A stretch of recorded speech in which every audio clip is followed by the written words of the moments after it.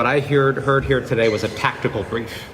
I heard no strategy, no end game, no assessment of how they are going to end the flow of drugs into the United States. In fact, I have deeper concern leaving this briefing as to whether or not they even have a serious plan. That's because they don't have a real plan. They're realizing the wall that they built did nothing to stop the flow of drugs into our country. If they really cared about the opioid epidemic in this country, this would not be their response. And in fact, their response wouldn't be to cut health insurance. Their response wouldn't be to cut social programs that people need, okay? Because that's where funding should be going.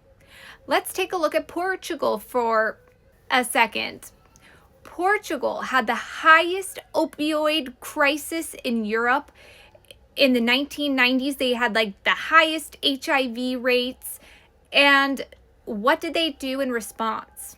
They decriminalized drugs. Radical, right? Sounds crazy. But instead of using resources for punitive measures, they funneled those resources towards social programs, and they looked at it like a public health crisis. They still penalized drug traffickers for people dealing, but when it came to people that were simply addicts and using, they were shifted towards their public health programs in order to try to get them help. And so far, it's worked. Let's look at prohibition. How well did criminalizing alcohol work to prevent people from drinking? It didn't work. Making something illegal makes the item lucrative. And then you get organized crime in there, making more money off of it.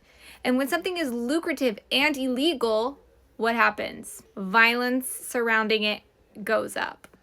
We should be, at the very least, not even considering cutting healthcare, okay? That's the number one thing that should stay in place, because let's be real. We have to get the addiction rate down in our own country, okay? We can't police what other countries are doing, right? We have to start here. And the problem with addiction is here. But it's like these public officials will do anything to not have to solve the actual issue. So instead, they're shooting random boats in international water, hoping that one of them is a cartel member. Meanwhile, they're going to be cutting all of these programs that actually help people with addiction. And instead, if they really cared about solving addiction or mitigating the problem, they would be focusing resources towards the problem, instead of throwing people in jail thinking that that is somehow a solution. Because let's be real, what we're doing and what we have been doing is not working. It's clearly not working. We have an epidemic in this country, and it's time that we start looking at it like what it is. Addiction is a health problem.